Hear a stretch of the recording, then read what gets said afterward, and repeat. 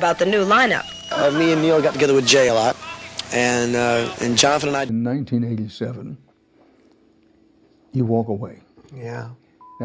There's a certain kind of silence that comes with age, not the peaceful kind, not the meditative kind, but the kind that settles after a lifetime of noise, after applause fades, after friendships break, after the people you trusted most drift into a place where memory still reaches, but forgiveness cannot. For Steve Perry, that silence didn't come from retirement. It didn't come from losing his voice. It came from something far more personal, the final realization that not everyone who sings with you deserves a place in your soul. At 76, Steve Perry has lived long enough to watch loyalty crumble, love disappear, and fame twist the very people he once called family. And behind he never wrote down, never said out loud, but quietly decided in the privacy of his own heart, the 6 people he will never perform with again, ever. Before we get into that list, if you love stories that reveal the truth behind the legends of music, the heartbreak, the silence, the choices no one ever sees, make sure you're subscribed to RetroWaves. This is where the real stories live, the ones that shape the voices that shaped us. Because Steve Perry's story, it's not a comeback story. It's not a Hollywood redemption arc. It's a story about protection, protecting his voice, protecting his heart, and protecting the little piece of peace he fought so hard to find.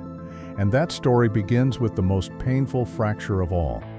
There was a time when Steve Perry and Neil Schon were inseparable, 2 young musicians chasing a dream so big it terrified them. They didn't just perform together, they built something together. They built a sound, they built a legacy, they built one of the most iconic rock identities in American history.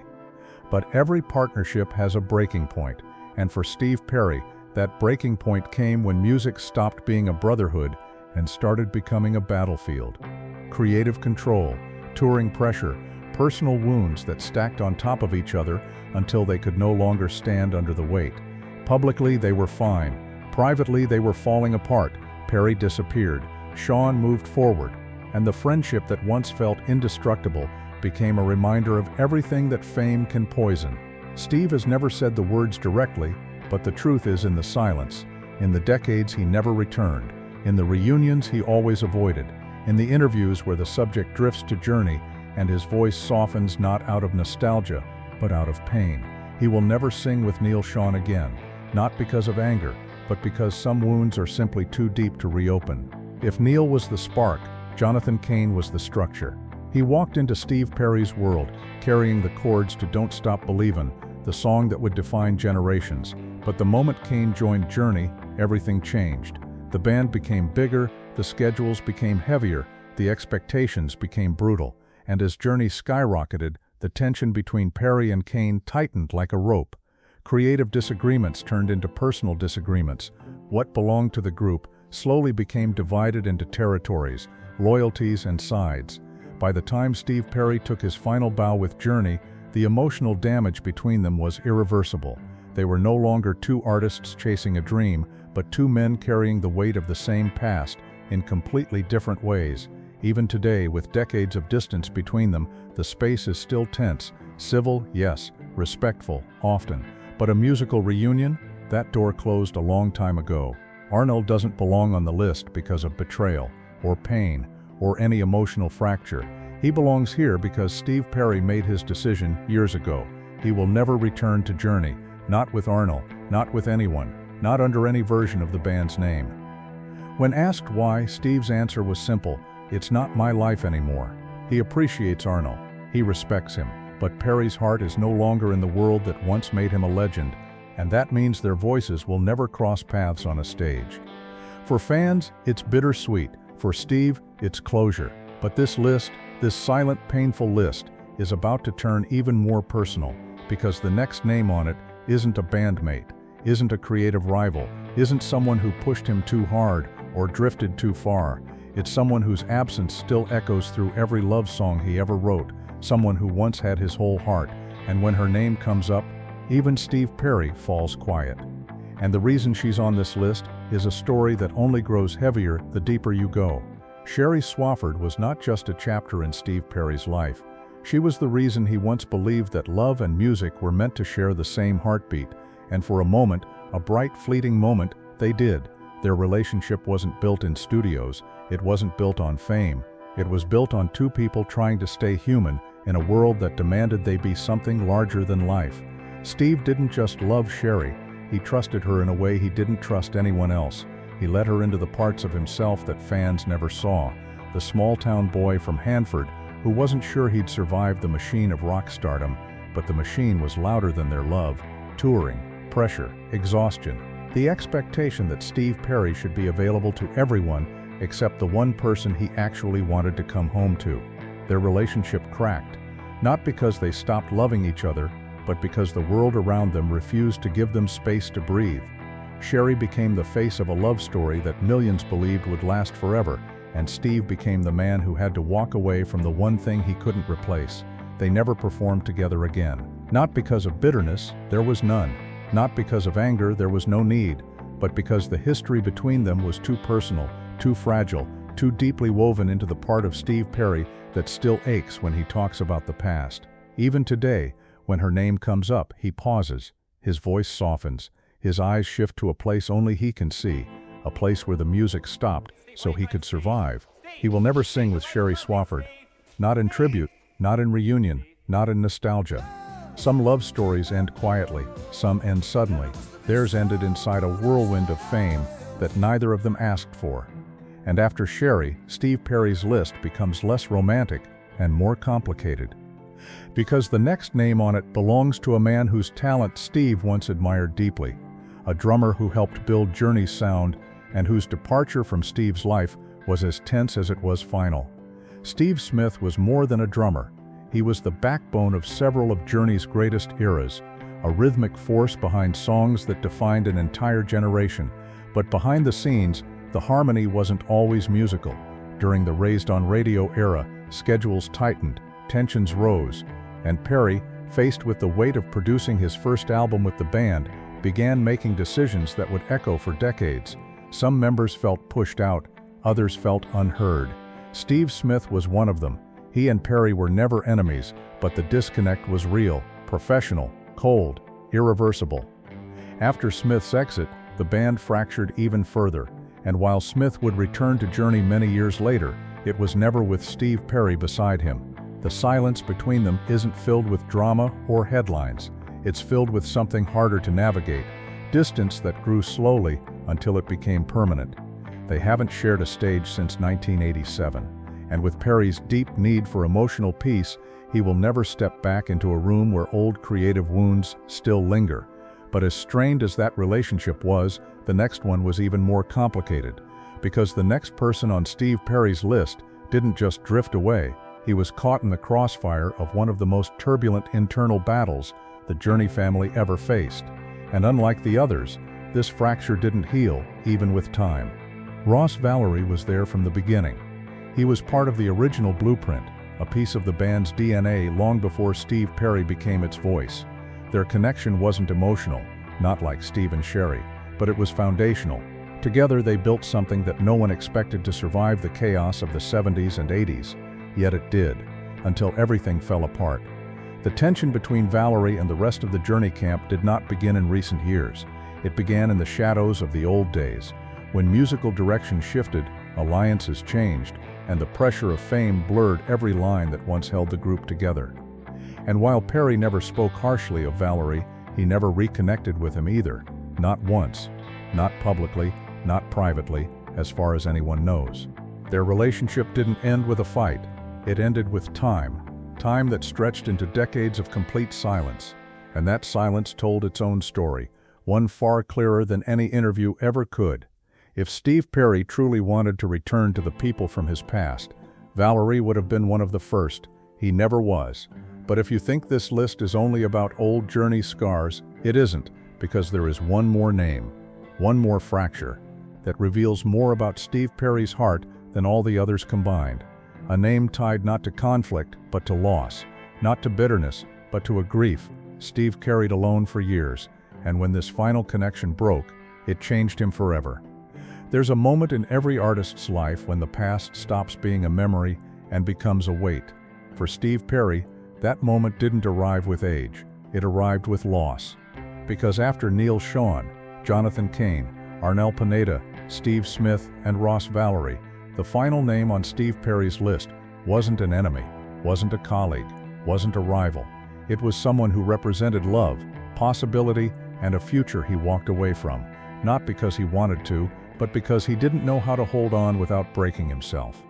But before we reach that final, heartbreaking name, there's one more fracture in the journey circle that shaped Steve Perry's silence, a fracture born not from betrayal, but from exhaustion. And it's a story that begins with the very thing that made Steve Perry a legend, his voice.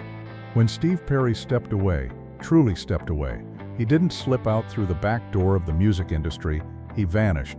Not physically, emotionally. He wasn't hiding, he was healing. Years of singing at an inhuman level, years of pressure, years of being expected to be Steve Perry, the voice, the showman, the perfectionist. It took something from him, something he couldn't give back, even when he wanted to.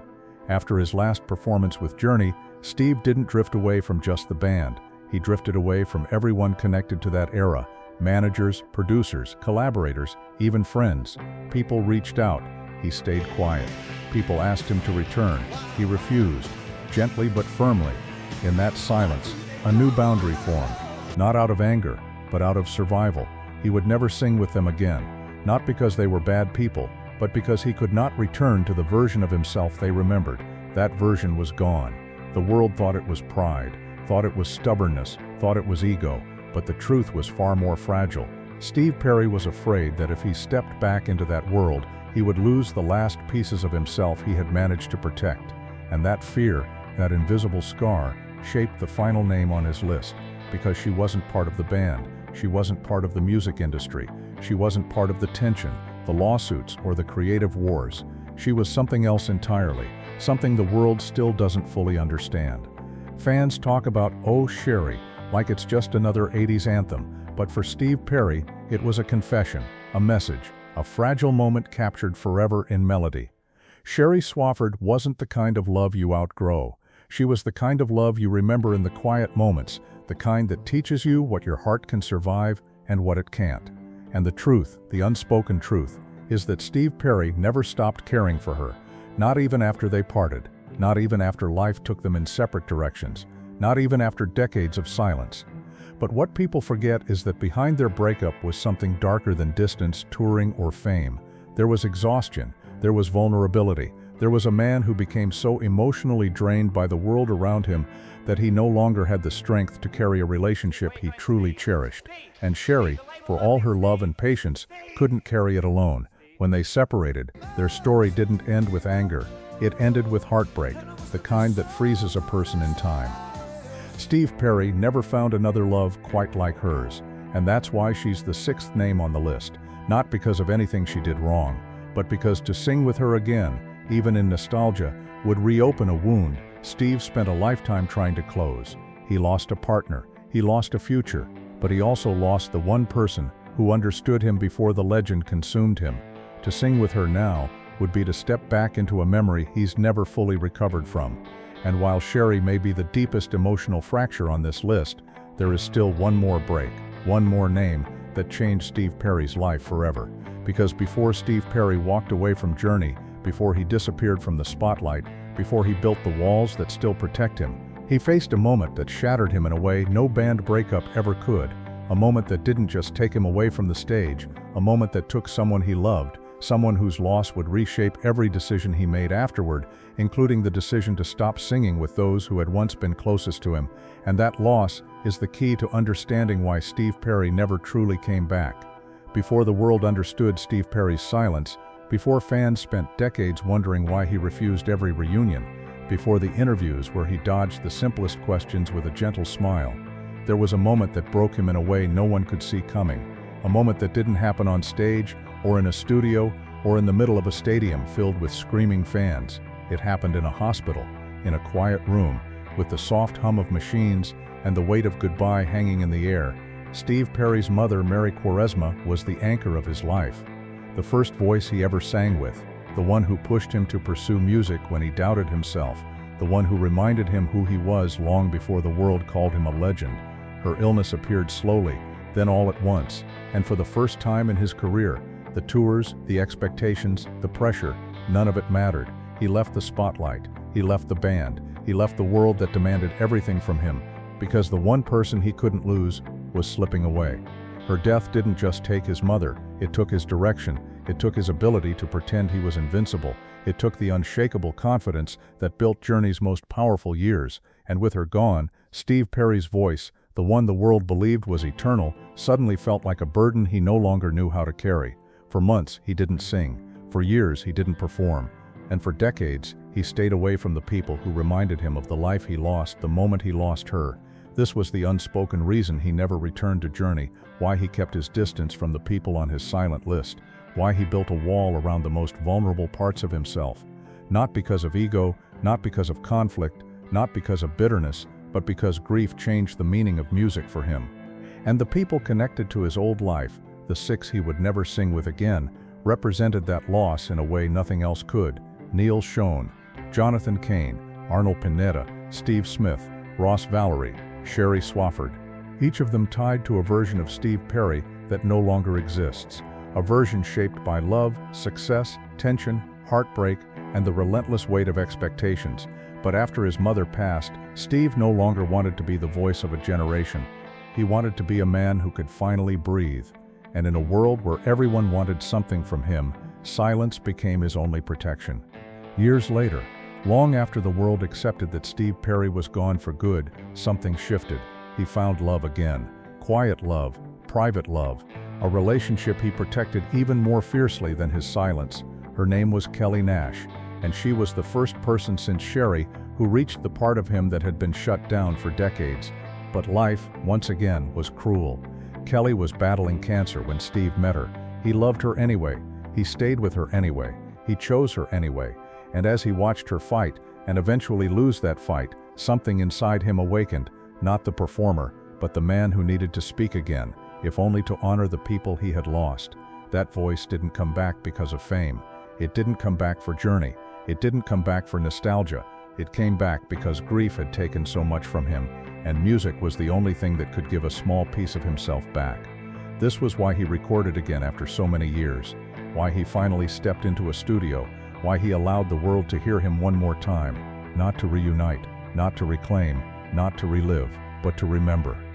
Today at 76, Steve Perry stands in a place of rare peace, not surrounded by former bandmates, not touring the world, not chasing hits or applause or legacy, but standing on the other side of everything that once broke him, with the quiet, steady understanding of a man who survived it all, and the 6 names he'll never sing with again. They aren't a list of grudges, they aren't a blacklist, they aren't a wall of bitterness, they are the ghosts of his past, the echoes of the life he left behind, the reminders of what love gave him and what loss took away. And closing the door on them wasn't punishment, it was healing. If you want more untold stories like this, the heartbreak behind the music, the secrets behind the legends, and the moments that changed everything, make sure you're subscribed to RetroWaves, because behind every voice the world remembers, there's a story the world never heard.